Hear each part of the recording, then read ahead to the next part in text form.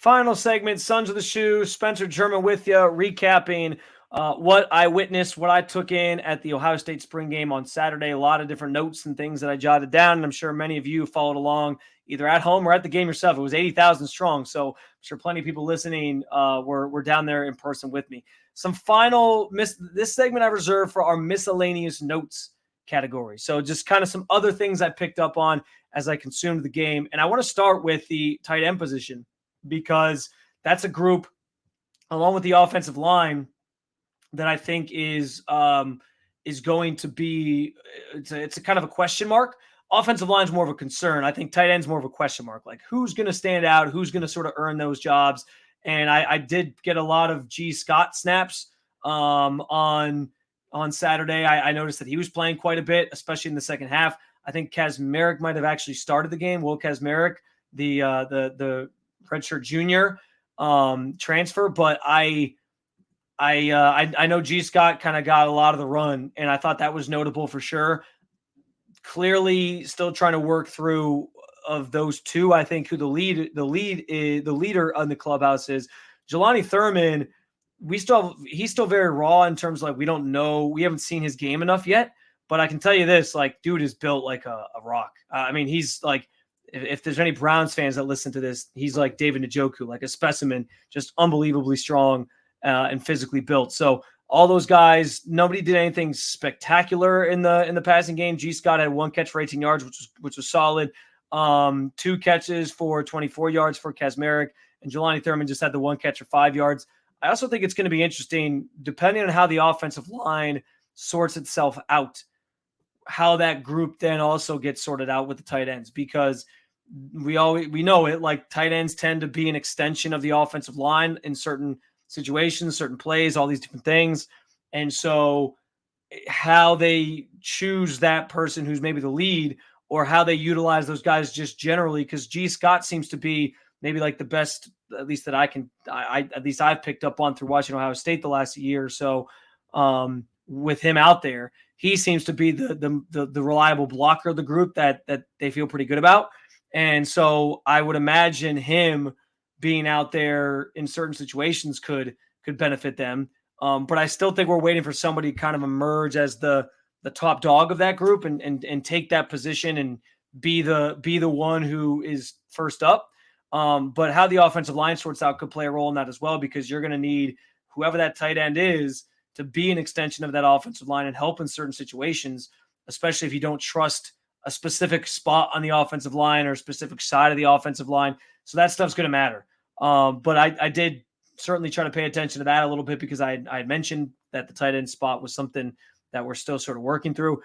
Edric Houston, he had a really good spring game for being a true freshman. He had a sack later in the game in this one, and when he was out there when he was out on the field, he flashed some pretty good moments. I think he has a chance to be a really like that next round of elite pass rushers here at Ohio State that they seem to sort of cycle through. He certainly has a chance to do that. Jeremiah Smith, he kind of becomes part of the miscellaneous notes because he didn't do it. He didn't do anything that we'd seen on social media the last couple of weeks, which is like the one-handed catches, anything miraculous where you're like left in awe. That he saved that for Emeka Ibuka, who had the one-handed catch on the sideline, like I mentioned early in the game. But yeah, Jeremiah Smith, he finished with just the 2 catches, or sorry, 1 catch for 4 yards. 2 catches. I was reading his rushing stats. 2 catches for 12 yards. He had 1 rush for 4 yards. And I thought that was pretty, it was pretty just a kind of standard day for him. He wasn't among the first receivers out there, but he got in pretty quickly. And I don't know if that's probably more so of just a formality thing, like got to earn your stripes, young one or freshman, whatever. But I still maintain what I said last week, that he's so undeniably good that I think it's going to be impossible to keep him off the field regularly and potentially even part of that starting group, like one of the main receivers featured in this offense. Because how do you keep that guy off the field? He's ridiculously good. I was hoping we'd see a little bit more from him, see some spectacular play. And Ryan Day sort of joked about just taking care of the guys, and they wanted to be out there and put on a show for the 80,000 Ohio State fans that were in attendance and those watching at home. But, you got to play it safe. You can't get anybody hurt in the spring game. So he kept a lot of those guys off the field after a number of snaps and a number of reps. So I think that was kind of the case for Jeremiah Smith as well. You don't want to do any damage to your let's put it this way. We call it Marvin Harrison Jr. Maserati Marv. I don't know, find your favorite sports car name, a Ferrari. Jeremiah Smith, maybe he's a Ferrari. You don't want to scratch at the Ferrari before you have a chance to actually take it for a spin in a meaningful way. So they're keeping him in the garage for now, and that's fine. A couple other things, or no, really the only other thing was just the running back room behind Travion Henderson and Quinshon Judkins. We know how great those guys are going to be, and you did see a little bit of the rotation of those guys throughout the early portion of the game, just how they were. One was in on one play, one was in the other. I actually will say they did the old wishbone formation to start the game as a shout out to Woody Hayes, and they had both of them in the backfield, and it hit me like instantly. And they mentioned that'll be part of their like short yardage package that they do and goal line package that they do.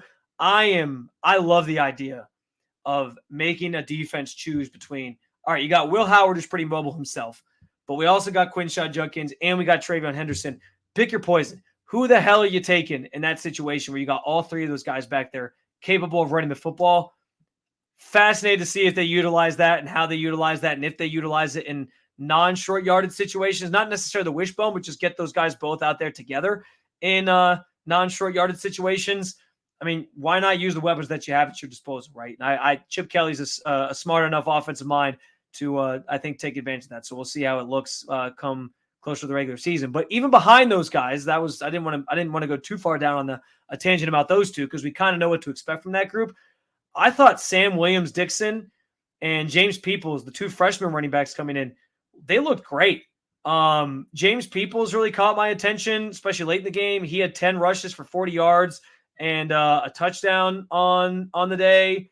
Williams-Dixon had 11 carries for 78 yards and a touchdown as well. Like both those guys flashed some talent in front of the Buckeyes faithful.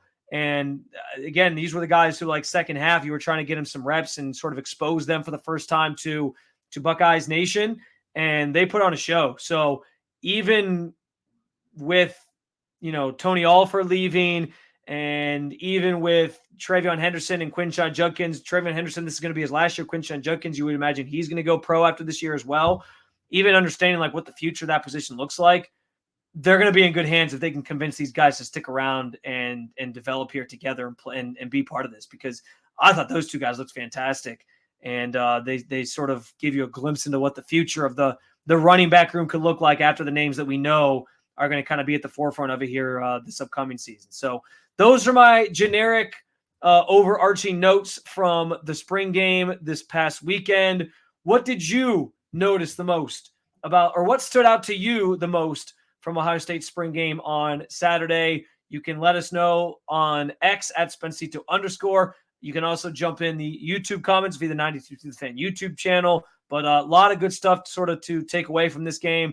And it was step one towards chasing a national championship next season. That's right. Start thinking about it. It's college football season will be here before we know it. I look forward to reconnecting with Nick later in the week for our second episode of the week. See how his vacation was, but most importantly, see if he consumed Ohio State spring game in any capacity. And I'm sure we'll have some good things to discuss. So until then, be sure to like, follow, subscribe, Sons of the Shoe, wherever you get your podcast, in the Odyssey app at 92throughthefan.com, Apple Podcasts, Spotify, whatever it might be. We appreciate your support. We appreciate your listenership. You can also follow along with the show and watch it at the 92 Through the Fan YouTube channel.